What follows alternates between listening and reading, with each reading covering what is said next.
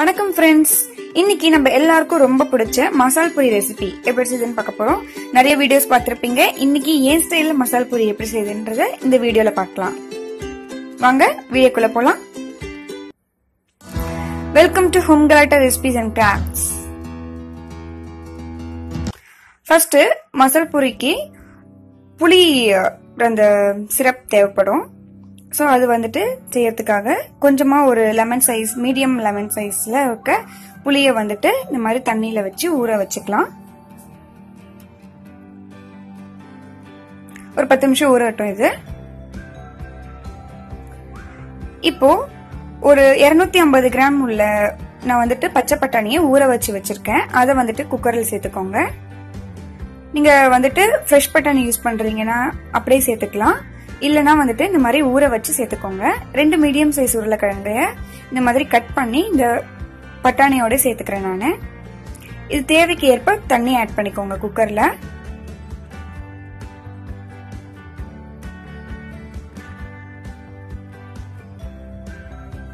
இப்ப இதை மூடிட்டு நல்லா வந்துட்டு ஒரு 4 விசில் வர வரைக்கும் நல்லா மூடிட்டு வெயிட் போட்டுக்கோங்க. 4 விசில் வர வரைக்கும் வச்சுக்கலாம்.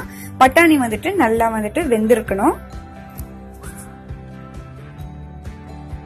இப்போ 4 விசில் ஆயிடுச்சு. இப்போ ஓபன் பண்ணி பார்க்கலாம். எல்லாமே நல்லா வெந்திருக்கு. இதுல இருந்து நான் கொஞ்சமா வந்துட்டு உருளைக்கிழங்கு எடுத்து வச்சுக்க போறேன் நானு. நம்ம லாஸ்டா மசால் பூரியை அசம்பிள் பண்ணும்போது அந்த உருளைக்கிழங்கு மேலே போடுறதுக்கு தேவைப்படும். அதனால நான் ஒரு 2-3 பீஸ் வந்துட்டு எடுத்து வச்சுக்கிறேன்.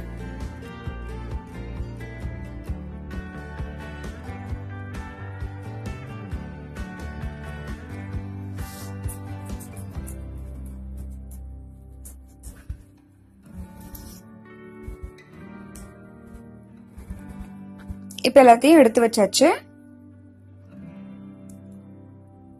இப்ப வந்துட்டு இந்த மாதிரி பொட்டேட்டோ ஸ்மாஷர் இருந்துச்சுன்னா அதை வச்சு நல்லா நசுக்கி விட்டுக்கோங்க.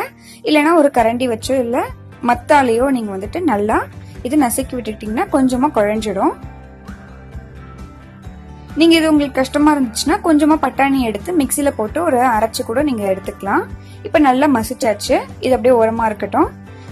இப்ப நம்மளோட ஊற வச்சிருந்த புளியும் வந்துட்டு ரெடியா இருக்கு. அந்த புளிப்பு சட்னி எப்படி செய்யுதுன்னு பாத்துடலாம். இந்த மாதிரி நல்லா பிசைஞ்சிட்டு அதுல இருக்கிற பல்ப்பு வந்துட்டு எடுத்துக்கோங்க. ஃபில்டர் பண்ணிக்கோங்க. நீங்க ஒரு ஃபில்டர் ஸ்ட்ரெயினர் வச்சு கூட நீங்க பண்ணலாம். இல்ல இந்த மாதிரி கையால கூட நீங்க ஃபில்டர் பண்ணி எடுத்துக்கோங்க.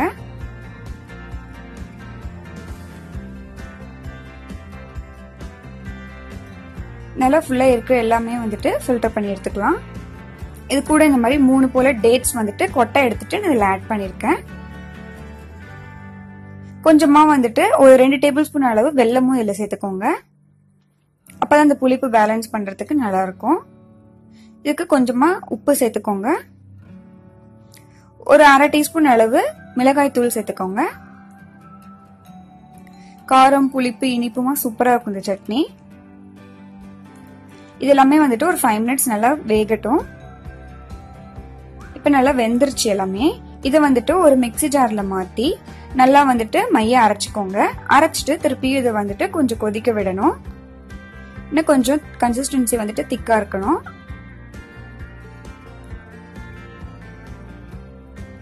இந்த மாதிரி இருக்கணும். இப்ப ரெடி ஆயிடுச்சு. இதை வந்துட்டு நீங்க ஒரு பவுல்ல டிரான்ஸ்ஃபர் பண்ணி வச்சுக்கோங்க. இதை நீங்க ஃப்ரிட்ஜ்ல வச்சு ஒரு வாரம் கூட நீங்க யூஸ் பண்ணலாம். நல்லா இருக்கும். இப்போ இன்னொரு கடாயில ஒரு 2 டேபிள் ஸ்பூன் அளவு எண்ணெய் ஊத்திக்கோங்க. எண்ணெய் சூடான உடனே 2 போல வெங்காயத்தை கட் பண்ணி சேர்த்துக்கோங்க. அது கூடவே கொஞ்சமா பச்சை மிளகா, ஒரு பச்சை மிளகா, ஒரு சின்ன துண்டு இஞ்சி, ஒரு 4 பல் பூண்டை வந்துட்டு சேர்த்து எல்லாத்தையும் நல்லா வதக்கிக்கலாம். முடிஞ்ச வரைக்கும் கடலெண்ணெய் யூஸ் பண்ண ட்ரை பண்ணிக்கோங்க. ஆயில் வந்துட்டு ஒரு தக்காளியை, ஒரு சின்ன சைஸ் தக்காளியை வந்துட்டு நான் ஆட் பண்ணிருக்கேன். இது எல்லாமே கொஞ்சம் வதங்கட்டும். இப்ப இது வதங்கிருச்சு. இது வந்துட்டு ஒரு மிக்ஸி ஜார்ல மாத்திக்க போறோம். மாத்தியாச்சு. நல்லா அரைச்சாச்சு. நல்லா உங்களுக்கு தண்ணி வேணும்னா தண்ணி விட்டு அரைச்சுக்கோங்க. நல்லா ஆறிட்ட அப்புறமா அரைங்க. இப்ப இதுல கொஞ்சமா தண்ணி ஆட் பண்ணிக்கோங்க. நம்ம ஏற்கனவே வந்துட்டு மசிச்சு வச்சிருக்கோம்ல பட்டாணி, அதையும் வந்துட்டு இது கூட சேர்த்துக்கோங்க. பட்டாணியும் உருளைக்கிழங்கும் நம்ம மசிச்சு வச்சிருப்போம். அதை வந்துட்டு இது கூட சேர்த்துக்கோங்க.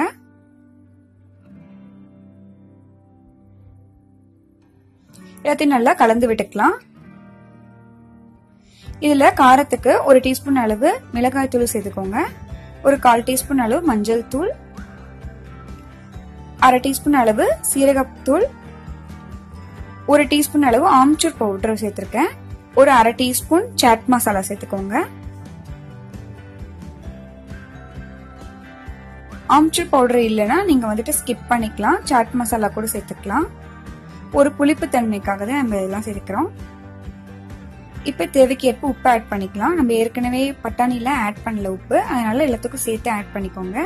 இது ஒரு மூடி போட்டு ஒரு 10 நிமிஷம் வந்துட்டு மீடியம் ஃப்ளேம்ல நல்லா வதங்கட்டும்.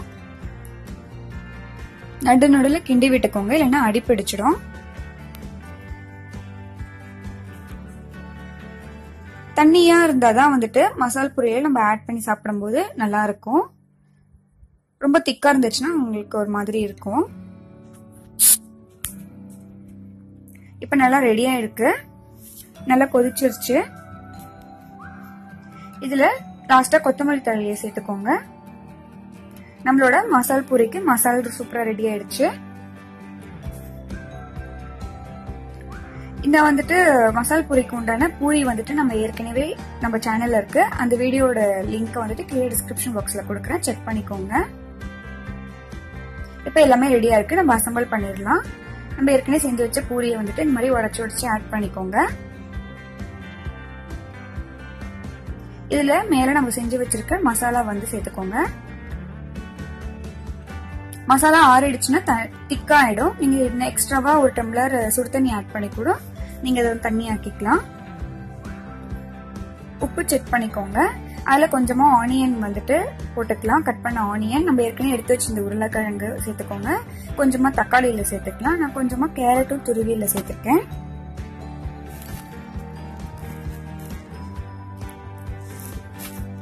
இதுல நம்ம அரைச்சு வச்சிருக்கிற அந்த புளி சட்னி,